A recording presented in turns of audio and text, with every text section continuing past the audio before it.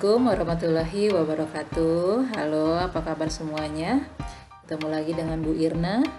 Kali ini Bu Irna akan membahas soal tema 2 ya, soal PTS tema 2 kelas 6 ya. Nah, masih soalnya dalam bentuk Google Form ya. Kita buka Google Formnya seperti ini ya. Ya, kita isikan dulu namanya.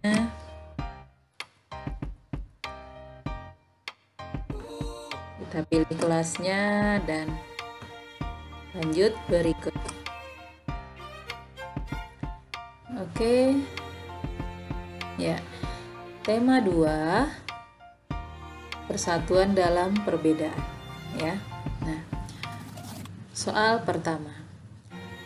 Nilai Pancasila tidak hanya kita pahami, tetapi juga harus titik-titik dalam kehidupan sehari-hari. Nah, isian titik-titiknya adalah hindari, jauhi, terapkan, atau tinggalkan. Jadi jawaban yang tepat adalah harus kita terapkan. Ya, lanjut. Sila yang menunjukkan bahwa Indonesia adalah bangsa yang religius adalah sila pertama, kedua, ketiga, keempat. Ya, religius berarti sila pertama, yaitu ketuhanan yang Maha Esa. Oke, kita lanjut. Nilai yang sesuai dengan sila kelima Pancasila yaitu menjaga keseimbangan antara. Nah, antara apa? Apakah antara siang dan malam, antara hak dan kewajiban, berat dan ringan, hidup dan mati? Ya, jawabannya tentu saja antara hak dan kewajiban. Ya, harus seimbang. Apa yang kita dapatkan seimbang dengan apa yang harus kita kerjakan. Oke, lanjut. Menghormati orang yang lebih tua sesuai dengan sila titik-titik dari Pancasila. Nah, sila keberapa ini? Sila pertama, sila kedua, sila ketiga, atau sila keempat? Ya, jawabannya adalah sila kedua.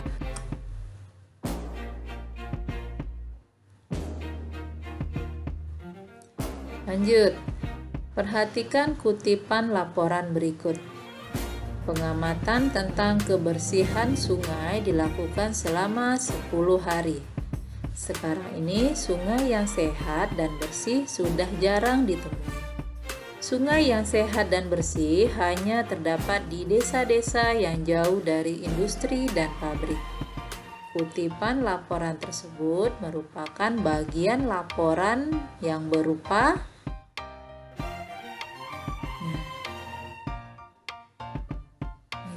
apakah kesimpulan, hasil pengamatan, hal yang diamati, atau waktu pengamatan.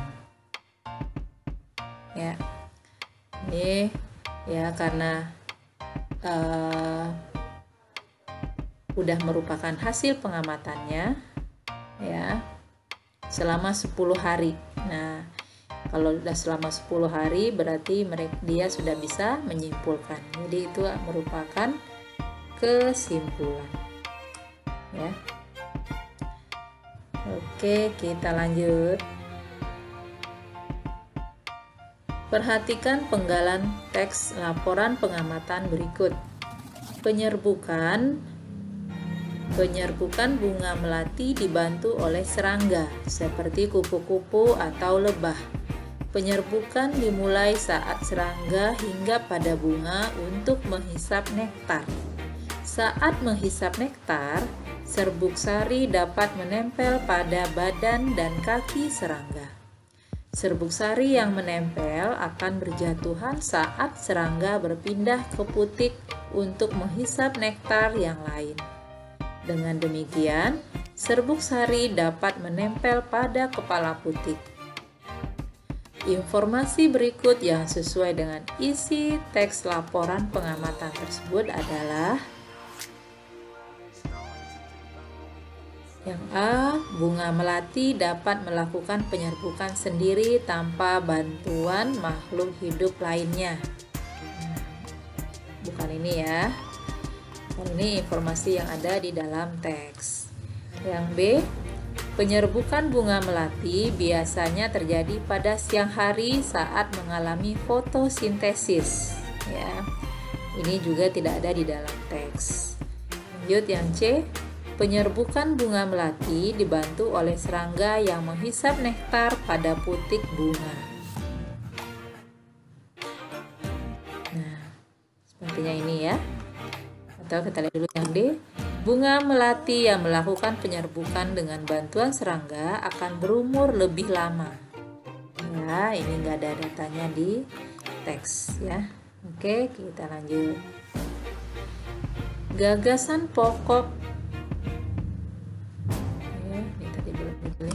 Gagasan pokok penggalan laporan pengamatan tersebut adalah jenis serangga yang membantu penyerbukan, proses penyerbukan bunga melati, daur hidup bunga melati, atau ciri-ciri bunga melati. Ya, yang betul adalah proses penyerbukan bunga melati. Ya. Oke, kita lanjut. Arti kata nektar pada penggalan laporan pengamatan tersebut adalah, nah, nektar tadi apa ya? Yang pertama, cairan manis yang terdapat pada bunga yang biasa diserap lebah merupakan bahan utama untuk madu. Ya. Satuan ginesium yang terdiri atas bakal buah, tangkai putik, dan kepala putik bakal buah. Bukan ya. Mikrospora atau satu gametofit jantan tumbuhan berbiji yang terdapat dalam kepala sari serbuk yang terdapat pada bunga yang mengandung sel jantan sebagai alat perkembangbiakan bagi tumbuh-tumbuhan. Ya, bukan mikrospora ya.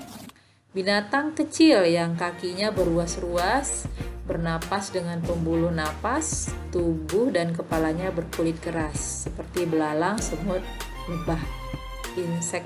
Ya. Nah, jawaban yang betul adalah yang A, yaitu cairan manis yang terdapat pada bunga. Ya, lanjut. Ya, lanjut. Ini bagian SBDP ya.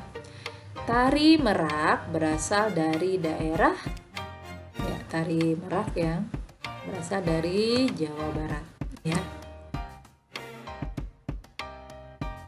Kita lanjut lagi. Yang dimaksud dengan pola lantai horizontal adalah ya, horizontal itu lurus ke depan atau ke belakang, lurus ke kanan atau ke kiri, membentuk lingkaran, menyilang berseberangan. Ya, horizontal lurus ke kanan atau ke kiri. Ya. Kita lanjut. Tari saman. Ya, memiliki pola lantai. Ya, tahu kan ya tari saman? Tari dari Aceh. Nah, pola lantainya berupa garis lurus ya, bukan melingkar, bukan segi empat ya. Asal daerah tari Indang atau biasa disebut tari Dindin Badindin ya, yaitu dari daerah ya Pontianak Kalimantan Barat, bukan. Minahasa Sulawesi Utara, bukan. Minangkabau Sumatera Barat, Palu, Sulawesi Tengah. Ya, yang betul adalah Minangkabau, Sumatera Barat. Lanjut. Pohon jati menyesuaikan diri saat musim kemarau dengan cara menyerap oksigen, mengeluarkan racun, menggugurkan daunnya, menggulungkan daunnya, ya. Kita tahu pohon jati itu pohon yang tinggi besar, ya, dengan daun yang lebar. Nah, sehingga daun lebar ini merupakan tempat penguapan yang cukup besar, ya, pada pohon jati tersebut, sehingga agar airnya tetap tersedia, ya, pohon jati menggugurkan daunnya. Lanjut, tumbuhan xerophyt mempunyai batang yang tebal untuk batang yang tebal apakah untuk menyimpan air, menyimpan oksigen, penguat tumbuhan, mempercepat penguapan, ya. Xerophyt berarti tujuan batang yang tebal untuk menyimpan air, ya. Contohnya apa? Tumbuhan xerophyt, ya, tumbuhan yang hidup di tempat kering, ya, kaktus, ya. Lanjut, hewan pada gambar di bawah ini beradaptasi dengan cara mimikri, ekolokasi, autotomi, kamuflase, ya. Salah tulis, ya. Nah, ini hewannya hewan kelelawar, ya. Kelelawar yang terbang atau mencari mangsa di malam hari, ya. Nah, dia memanfaatkan kemampuan untuk ekolokasi, ya, menentukan arah suatu tempat, ya, dengan ekolokasi. Oke, lanjut. Tumbuhan yang beradaptasi dengan cara memakan serangga untuk memenuhi kebutuhan nitrogen sebagai pelengkap nutrisi tubuhnya adalah apakah kantong semar, mawar, rafflesia atau bunga bangkai, atau bunga matahari. Ya, yang benar adalah yang menangkap adalah kantong semar. Lanjut, Ketua Dokuritsu Jumbi Kosakai atau BPUPKI adalah apakah Insinyur Soekarno, Dr. Andes Muhammad Hatta, Dr. Cipto Mangunkusumo, atau Dr. Rajiman Widyodiningrat? Ya, jawabannya adalah Dr. Rajiman Widyodiningrat. Bendera merah putih yang pertama berkibar saat proklamasi yaitu bendera A. Buatan pabrik garmen, B. Bekas bendera Jepang, C. Bekas bendera Belanda, atau D. Jahitan dari tangan Ibu Fatmawati. Ya, jawabannya adalah bendera yang merupakan jahitan dari tangan Ibu Fatmawati.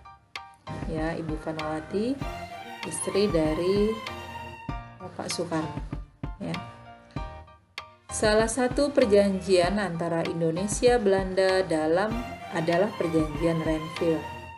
Nama Renville diambil dari nama kapal perang milik Angkatan Laut Amerika Serikat, Australia, Belanda, atau Inggris. Ya, diambil dari Amerika Serikat, ya. Yang terakhir, kebijakan pemerintah dalam bidang ekonomi, yakni rencana produksi 5 tahun oleh Menteri Urusan Bahan Makanan pada Kabinet Hatta disebut,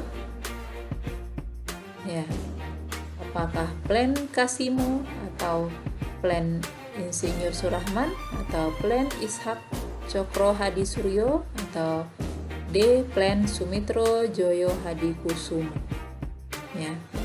Nah, karena pada Kabinet Hatta yang merencanakan produksi 5 tahun itu adalah Menteri Kasimo, jadi disebut dengan Plan Kasimo. Oke, selesai, ya, tinggal kita kirim jawaban.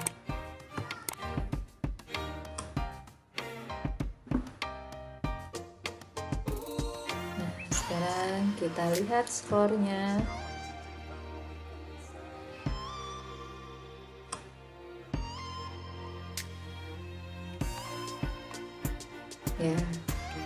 Ya, nah ini tandanya udah selesai. Oke, demikian pembahasan tema 2 kita soal PTS, persatuan dalam perbedaan. Terima kasih, semoga bermanfaat.